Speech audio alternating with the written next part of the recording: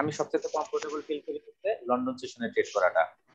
এখন যেহেতু এটা আমাদের নিউ ইয়র্ক সেশনে ট্রেড করলে কি হতে পারে, তাড়াহুড়া ভিতরে চলে আসতে পারে। আর আমি আগেই বলছি কথাগুলো এসএল হচ্ছে স্টপ লস আর টিপি হচ্ছে টেক প্রফিট। এসএল কি বোঝায়? Stop loss. মানে আমি এই পর্যন্ত লস মেনে নিব, এরপরে আমি লস মেনে নিব না। আর টেক প্রফিট হচ্ছে কি? টিপি হচ্ছে আমাদের টেক প্রফিট। অর্থাৎ এই পর্যন্ত মার্কেট মুভ করলে এই পর্যন্ত প্রফিট নিয়ে আমি কি করব? মার্কেট থেকে বের হয়ে যাব। তাহলে স্টপ এবং টিপি, স্টপ লস এবং টিপি ইউজ করলে, মানে স্টপ লস এবং টেক প্রফিট ইউজ করলে কি হয়? আপনি কাজে গেছেন, আপনি আপনার নির্দিষ্ট রুলসে ট্রেড করতেছেন। ওকে, কি করতেছেন? নির্দিষ্ট রুলসে আপনি ট্রেড করতেছেন। তো আপনি জানেন আপনি 1:2 ইউজ করবেন। রিস্ক রেশিও কত? 1:2। সাপোজ 1:2 যদি আপনার রিস্ক রেশিও হয়, সেই ক্ষেত্রে আপনাকে নির্দিষ্ট মানি ম্যানেজমেন্ট এবং নির্দিষ্ট স্টপ লস এবং টিপি আপনাকে ইউজ করতে হবে। বিষয়টা হচ্ছে 1:2 তে আপনি ট্রেড প্লেস করতেছেন, ট্রেড ব্যালেন্স হবে আপনার 0.01 লট। কত? 0.01 লট। সাপোজ এটা যে কেউ যে কোনো লট ইউজ করতে পারে, তবে 0.01 লট হচ্ছে $100 জন্য স্ট্যান্ডার্ড লট। বুঝাইতে পারছি? $100 জন্য 0.01 কত ডলার হয়? 0.01 লট হচ্ছে 1 সেন্ট। 1 সেন্ট। এখন 1 সেন্টে আমি ট্রেড প্লেস করলাম, এটা হচ্ছে লট সাইজ। এটা হচ্ছে আমাদের কি? লট সাইজ। এখন 0.01 লটে যদি আমি ট্রেড প্লেস করি, তাহলে 10 পিপস সমান সমান $1। কত? 10 পিপস সমান সমান $1। 20 পিপস সমান সমান $2। তাহলে এখানে আমি ট্রেড প্লেস করলাম, সাপোজ এখানে, বা এই ক্যান্ডেলে আমি ট্রেড প্লেস করলাম। প্লেস করার পর যখন আমি দেখবো যে এই ক্যান্ডেলে আমি ট্রেড প্লেস করব 0.01 লট ইউজ করে, আমি স্টপ লস ইউজ করলাম এখানে, তাহলে আমার লস হলে, স্টপ লসে হিট করলে লস হবে কয় ডলার? $3। ঠিক আছে, তাহলে আমার টেক প্রফিট নিতে হবে $6। কয় ডলারের? $6। কারণ 1:2 আমি ইউজ করতেছি। বুঝাতে পারছি? রিস্ক রেশিও কত? 1:2।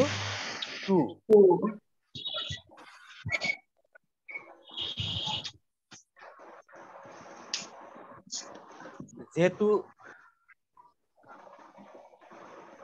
রিস্ক রেশিও 1:2, তাহলে আমি স্টপ লস যদি 30 পিপস ইউজ করি, টেক প্রফিট কত পিপস ইউজ করব?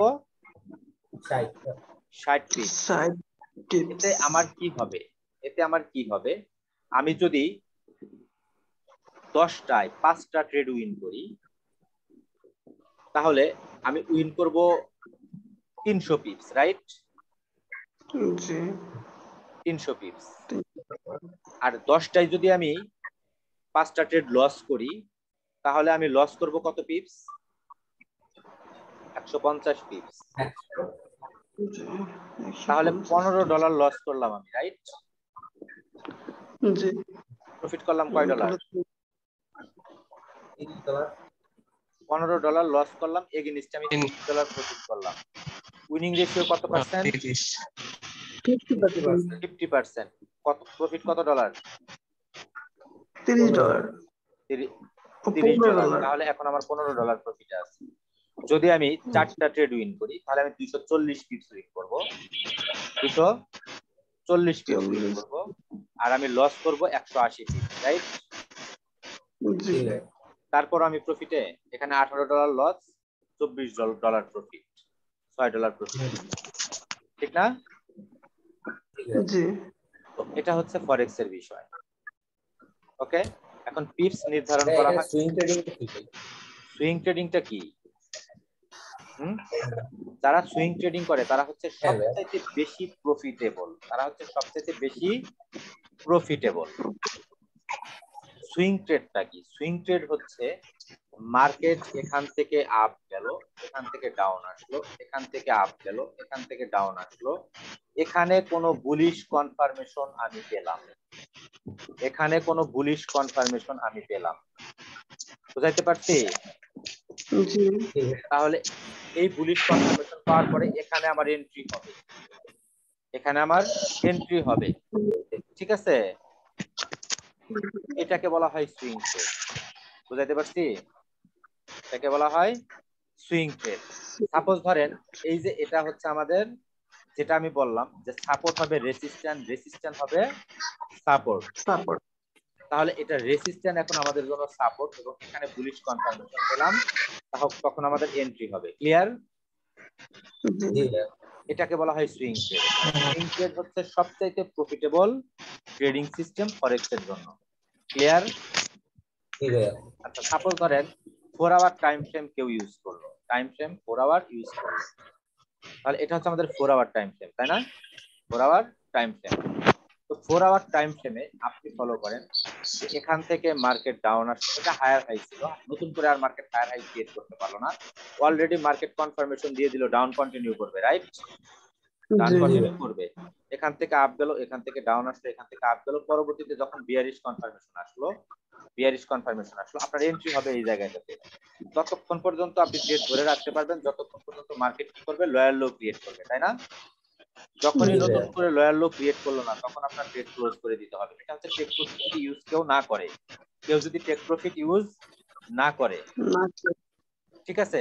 তবে টেক প্রফিট এবং স্টপ লস ইউজ করে ট্রেড করাটাই বেটার, সব সময় মাথায় রাখবেন। হ্যাঁ, টেক প্রফিট এবং স্টপ লস ইউজ করে ট্রেড করাটাই বেটার, ঠিক আছে?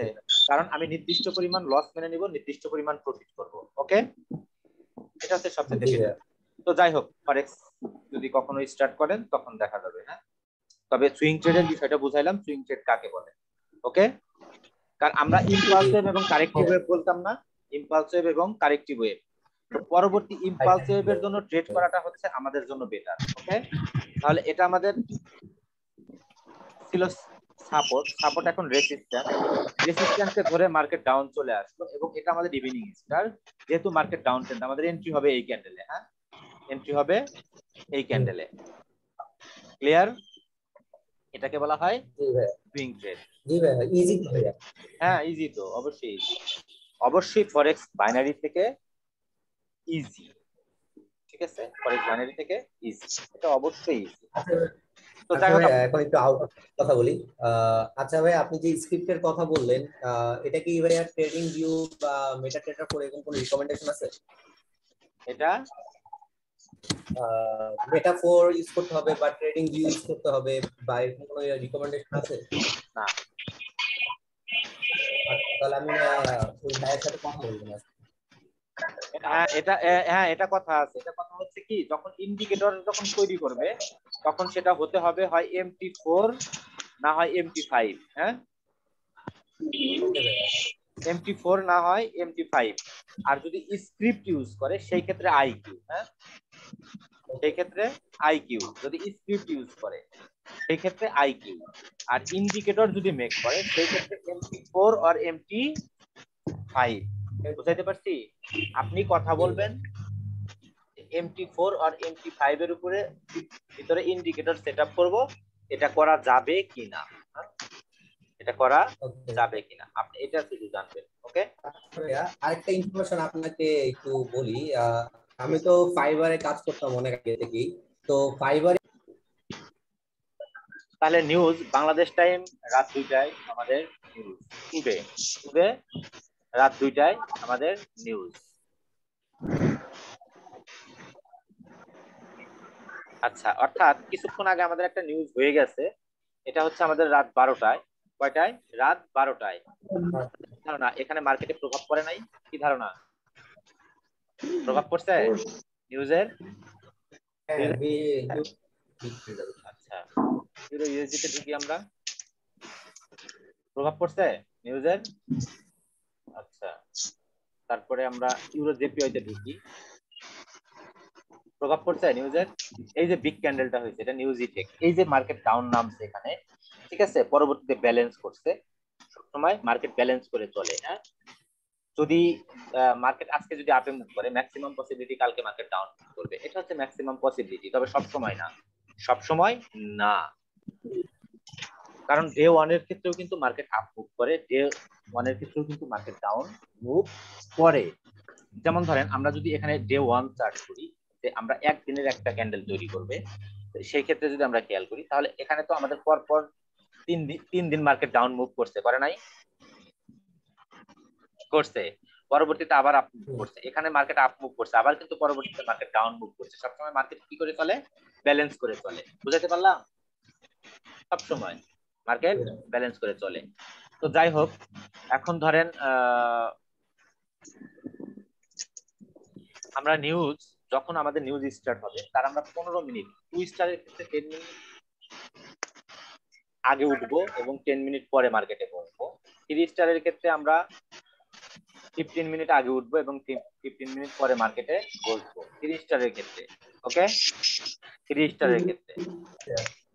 তবে নিউজ খুব একটা খেয়াল করি না, বিশেষ করে আমি, কেননা আমি মার্কেটের মুভমেন্ট দেখলেই বুঝতে পারি মার্কেটে বিগ কোনো নিউজ আছে। যেমন ধরেন এই যে আজকের দিন, আজকে তো ডেট চেঞ্জ হয়ে গেছে তাই না? এখন 18 তারিখ।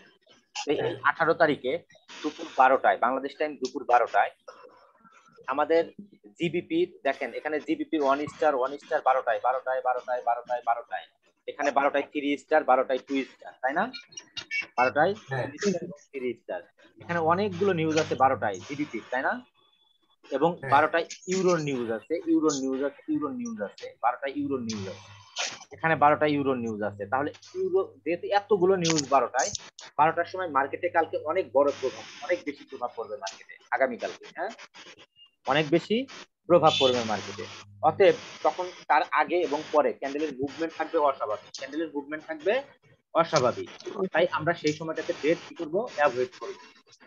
আমি আগে বেশিরভাগ ট্রেড লস করতাম বৃহস্পতিবার এবং শুক্রবার। আমি একটা বৃহস্পতিবারে আমি অনেক ব্যালেন্স লস করছিলাম, ঠিক আছে, প্রায় 74 বা 77 এরকম, হ্যাঁ, ডলার।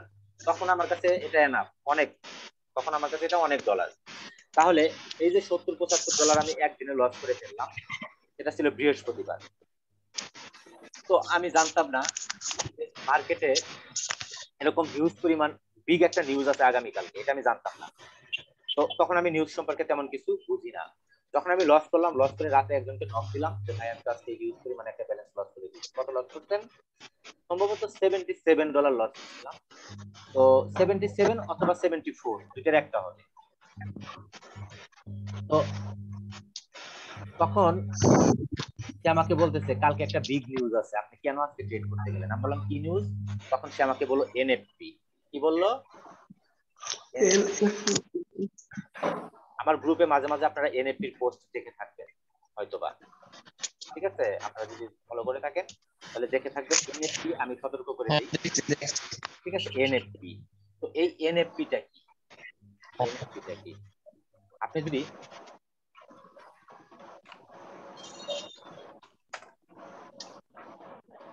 এনএফপি নিউজ নন ফার্ম পে রুল চলে আসছে, কি চলে আসছে? নন ফার্ম পে রুল। এই নন ফার্ম পে রুলস হয় সাধারণত প্রতি মাসের ফার্স্ট শুক্রবার,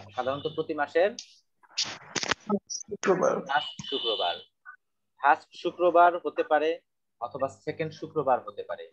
তবে ফার্স্ট শুক্রবার এ যাবৎকালে যত আমি এই 4 বছর 4.5 বছরে আমি বেশিরভাগই দেখছি ফার্স্ট শুক্রবার, 1-2টা শুক্রবার হয়তো দেখছি সেকেন্ড শুক্রবার। বুঝাইতে পারছি? 1-2টা। তো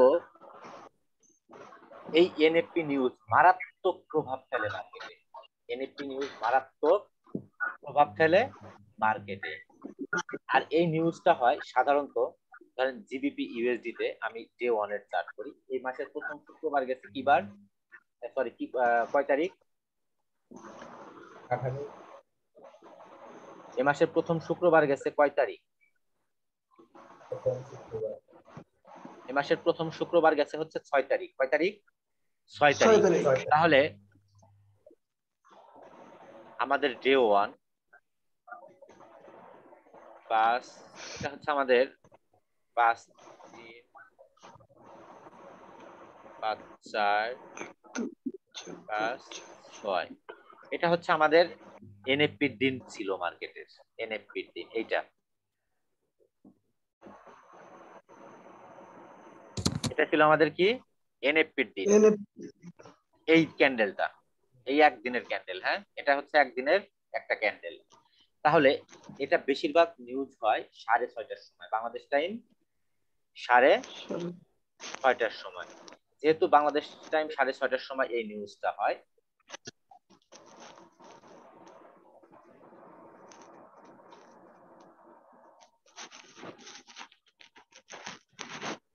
এই যে আচ্ছা এখন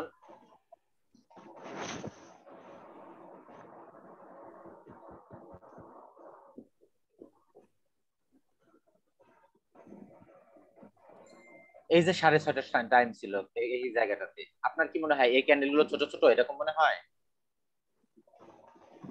ছোট ছোট তো দেখা যায়। এই ক্যান্ডেল গুলো অনেক বড় বড় ক্যান্ডেল, এই ক্যান্ডেল গুলো অনেক বড় বড় ক্যান্ডেল, স্ক্রিনে জায়গা নিচ্ছে না, তাই এই ক্যান্ডেল গুলো ছোট হয়ে যাচ্ছে। আমি এটা ডান দিকে সরাবো, এই ক্যান্ডেল গুলো বড় হয়ে যাবে, ফলো করেন।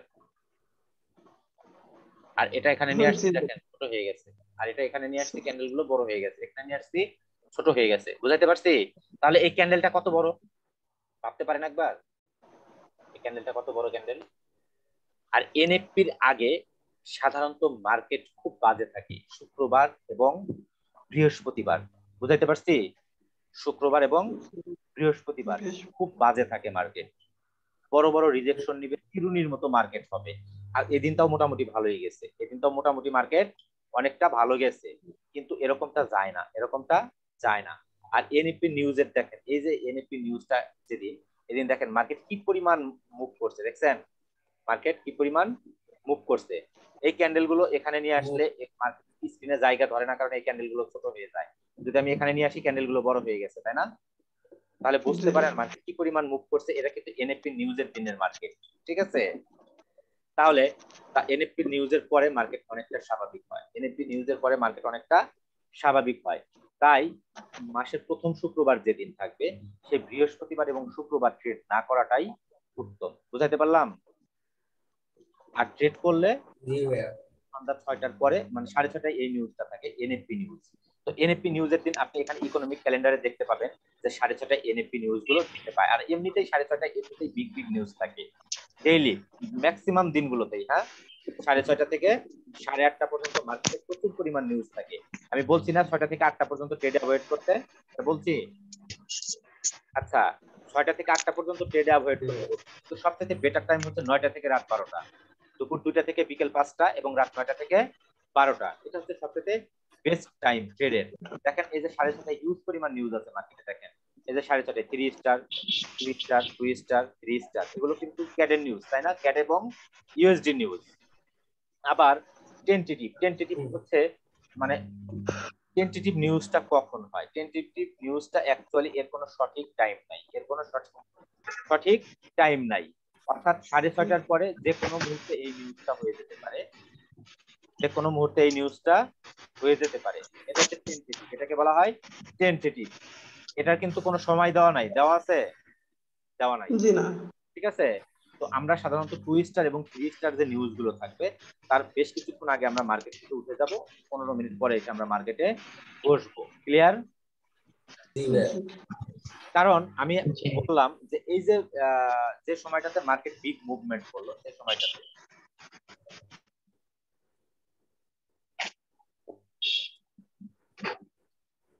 এই সময়টাতে যে মার্কেট বিগ মুভমেন্ট করলো, এখন এই যে ক্যান্ডেল গুলো হচ্ছে এখানে, আপনি ভাবতেছেন এই ক্যান্ডেল গুলো ছোট ছোট ক্যান্ডেল, যখন এখানে নিয়ে যাব তখন ক্যান্ডেল গুলো কি হয়ে যাবে?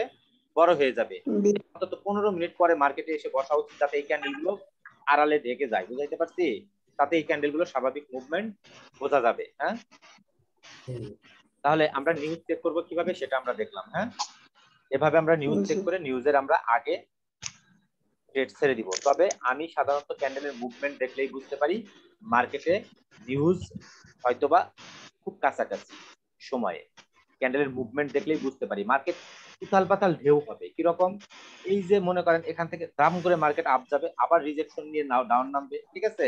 এরকম মানে খুব দ্রুত মুভমেন্ট হবে মার্কেটে, ঠিক আছে? খুব দ্রুত মুভমেন্ট হবে। সেই ক্ষেত্রে হচ্ছে মার্কেটে বুঝতে হবে যে মার্কেটে অবশ্যই বিগ কোনো নিউজ চলতেছে বা আছে। ওকে,